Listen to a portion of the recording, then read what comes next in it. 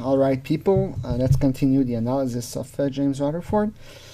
I've been really sick lately, so maybe I won't sound very good. I apologize for that. So anyway, let's continue where we were left at. I need help. You're cute too. Definitely have a pretty face.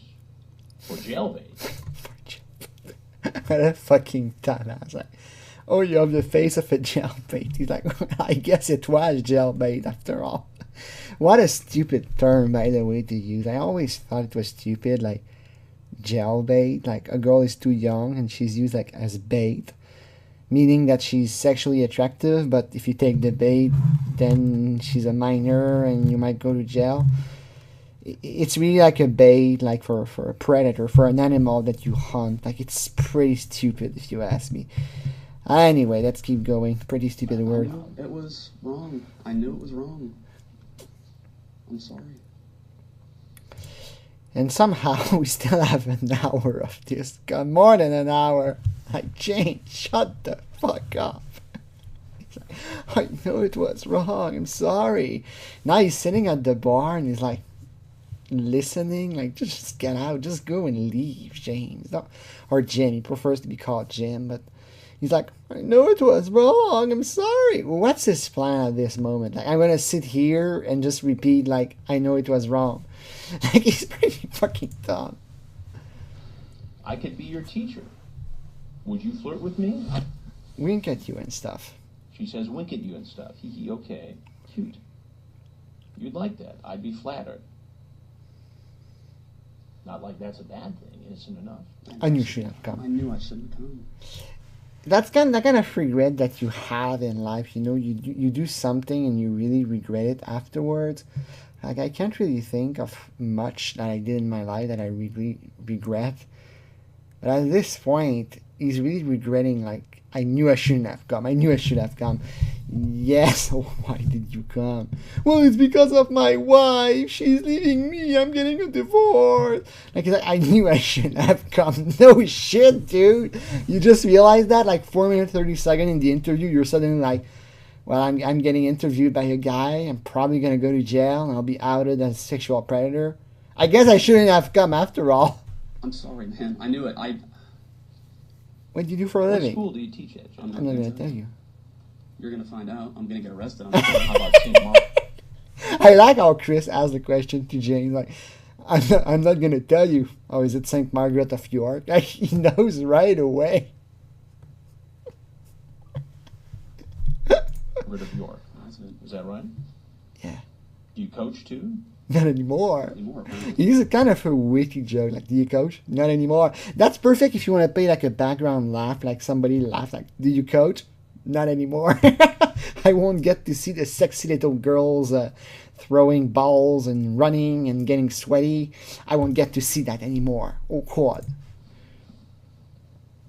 I guess I'd like to kiss you. I guess I'd like to kiss you. And now he's gonna react, and I think he's starting to realize, like, what the fuck am I doing still sitting here? Like, why don't I just leave? He's kind of gonna like flip out a little bit. He's gonna go very strongly at Chris. You say, I guess I'd kiss you too then. Look, dude, I know. If I was Chris, first of all, he calls him dude. It's like two guys about, hey dude, what's up? No, he's acting like he's having, like he's at a bar with a guy, and like, hey dude, what's up? Show some respect, and just the way he react. You know what, dude? If I was Chris, I would say, look, James, shut the fuck up and learn some manners already. You stupid, arrogant, rude, cheeky prick. Like, you know what, dude? I don't care. You're gonna say even more. Like, listen, I shouldn't have said it. My life just ended completely. It gets a lot worse than that. Yeah, and I don't want to get into that. Why did you do it? Fuck it, I don't know. Why do you do it?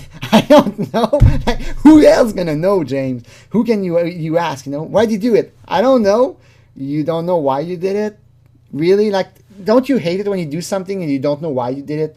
Like, just the other day, I went to the grocery store and I was like, why did I go to the grocery store? Oh yeah, I wanted to buy stuff. But he's such a tool. Like, why did you do it? I don't know. What do you mean you don't know? I don't know. Listen to him. This was the stupidest thing I've ever done. This was the stupidest shit I've ever done. And he's like, so, his tone of voice, if I was Chris, I would say, look, dude, okay? Look, dude, you're going to take another tone when you speak at me. Am I clear here? You don't want to talk to me? Get the fuck out. You know, you're a pedo, so who cares? Who gives a shit about anything you have to say, right?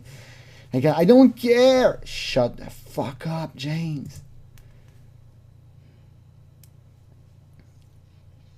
At the same time, I'm slightly happy that there's finally someone to fight back a little bit at Chris, you know. Every single time, most predators are very, like, timid, but not James. James Rutherford is really going at Chris, and he's confronting Chris. Good on you, James. Good on you. Just end it, man. This is... Where are you most ticklish? All over. Listen. Oh, dude, I don't care. I know what I said. You don't... Dude. He calls him dude. Like, you don't even know this guy. You call him dude.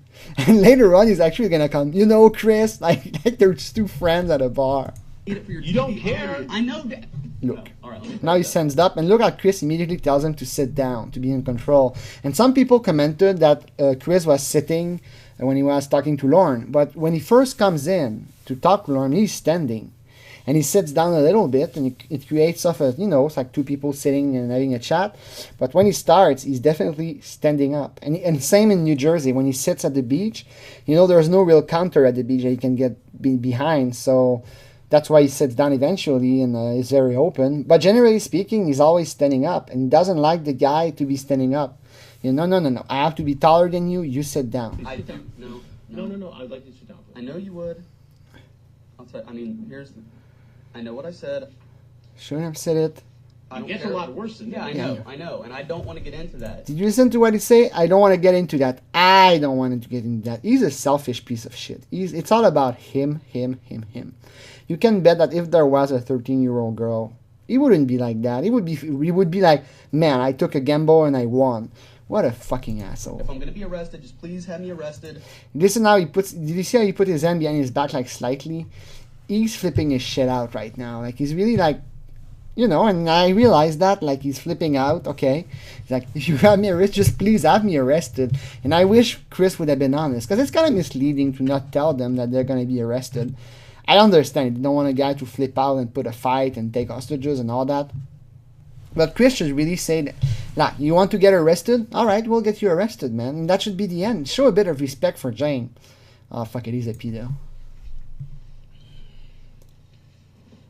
And Chris is kind of, for a moment, Chris is kind of lost. He doesn't know what to say. Like, the guy just told me, like, if I'm going to get arrested, just please get me arrested. Chris doesn't know what to say. And he just flips the page, like, casually, like, oh, maybe I can find some extract to restart the conversation.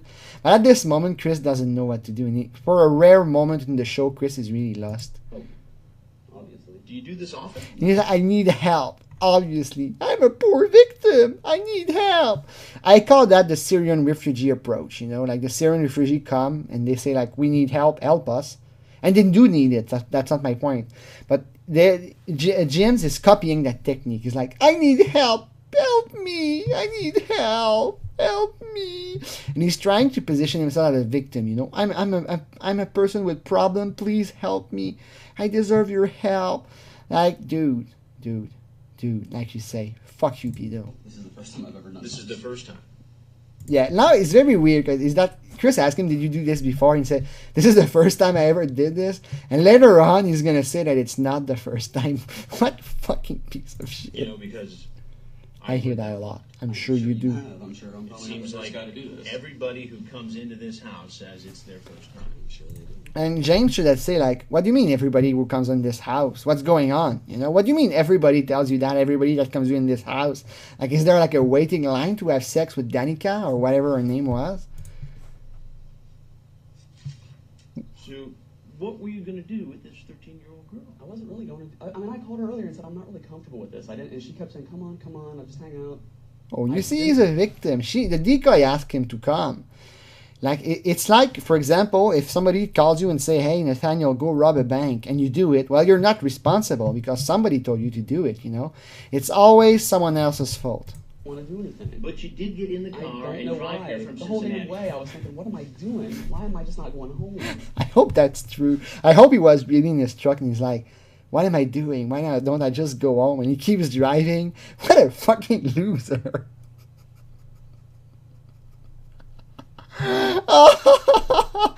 Oh, I'm going to meet an underage kid for sex. What am I doing? Why don't I just go home?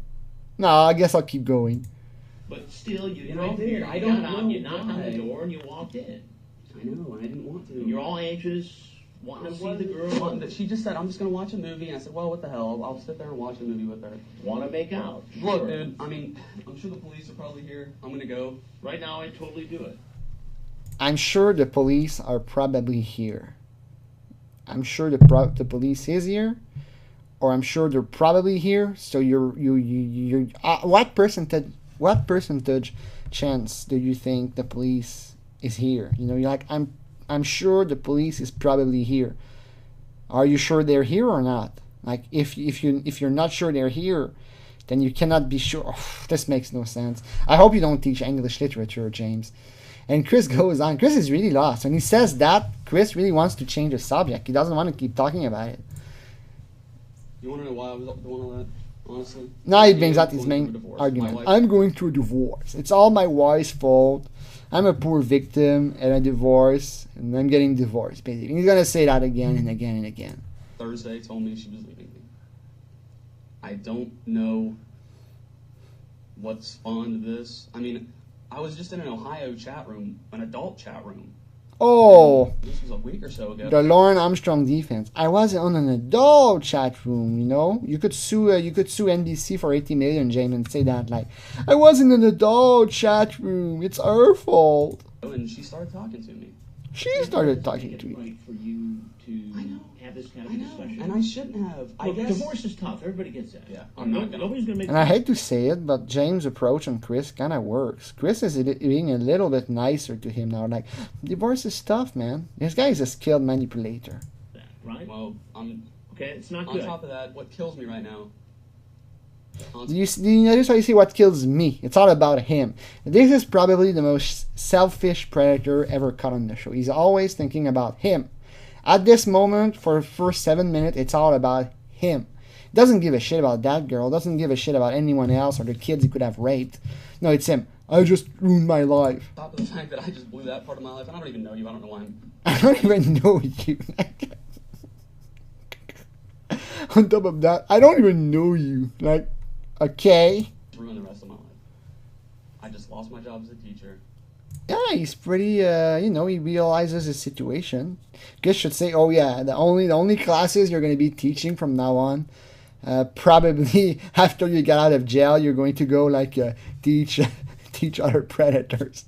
I'm probably going to go to jail. I'm not going to survive in jail. I'm not going to survive in jail.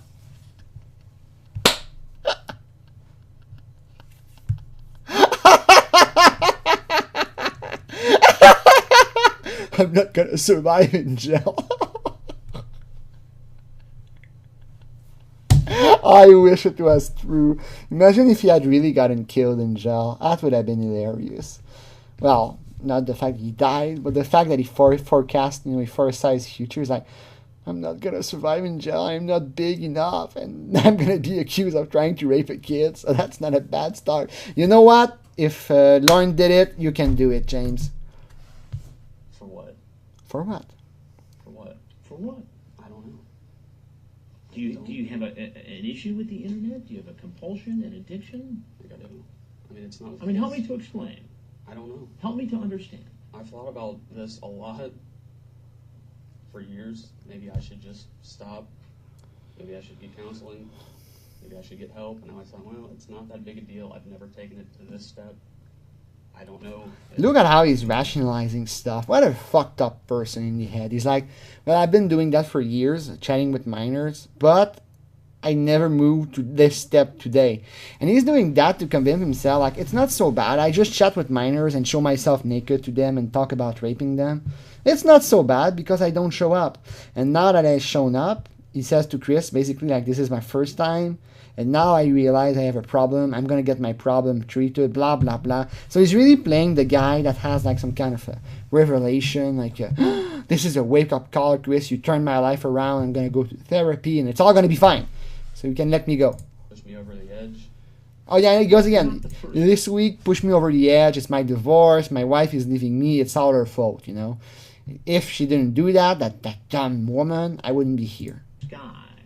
They have an issue with the internet. And now Chris, again, it kind of works.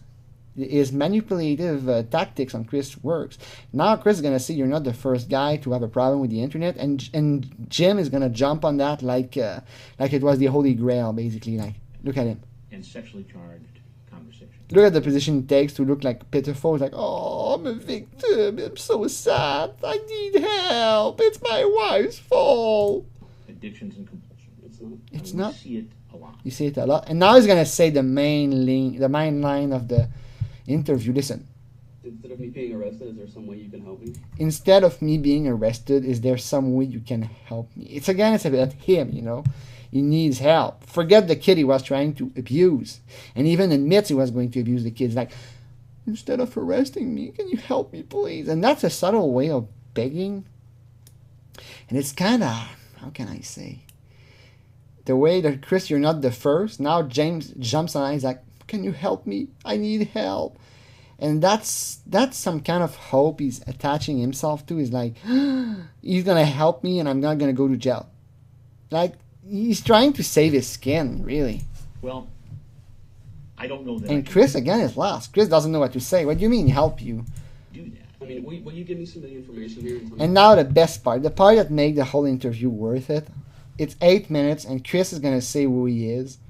Believe it or not, it's going to keep going for another 25 minutes.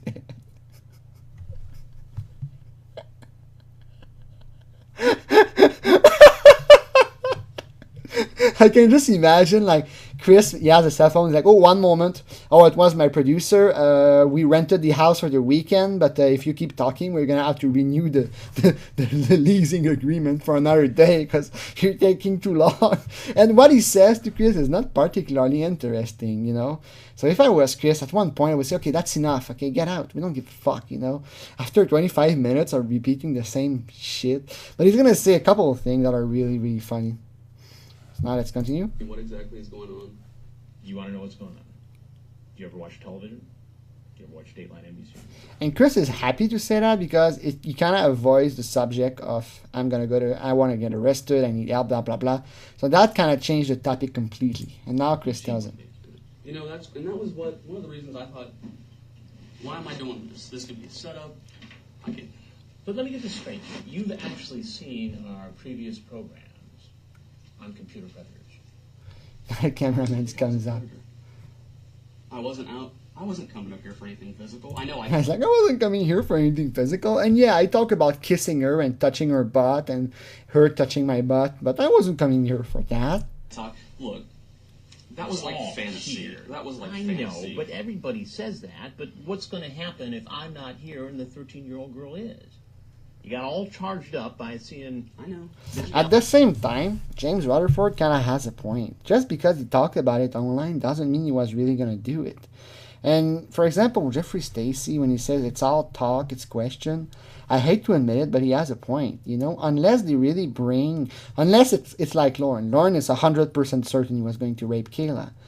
But maybe James would show up, and she was very young. He's like, no, this isn't right. I can't do this. And he would leave, It's hard to say, it's hard to evaluate if you don't have a complete psychoanalysis of the guy, if you don't completely analyze everything about him. And there are tests that they do, like to test what they could do in some situation. But unless you do that, I tend to give the benefit of the doubt. But James didn't have a very sexually loaded conversation. A little bit, enough to be disgusting, enough to be not teaching ever again. But when he says I wasn't coming here for anything physical, we don't really have a proof of the opposite, It's not like he talked like Jeffrey Stacy says, like, when I come in, you're going to be naked in your bed with your legs spread. It's not like he talked like Lauren, like 5 minutes, your clothes are coming off, and then, Lauren's wearing condoms and all that. So James, when he says that, I kind of tend to believe him. But at the same time, there's a guy, a DHS guy in California, Riverside. He says to the officer, I wasn't going to come for anything like sexual. And the cop says, okay, you weren't coming for sex today. I can believe that.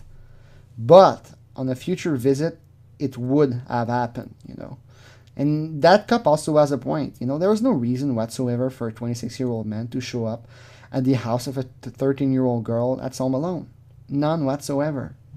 Unless you're related, of course. Unless it's your niece, I guess. But a random girl that you met on the internet, you go to her house. pretty fucking weird. Okay, let's just agree on that. We're gonna stop here. This is the moment the cameras come in. So I hope you appreciated that little insight into James. We're gonna continue part 4 very soon.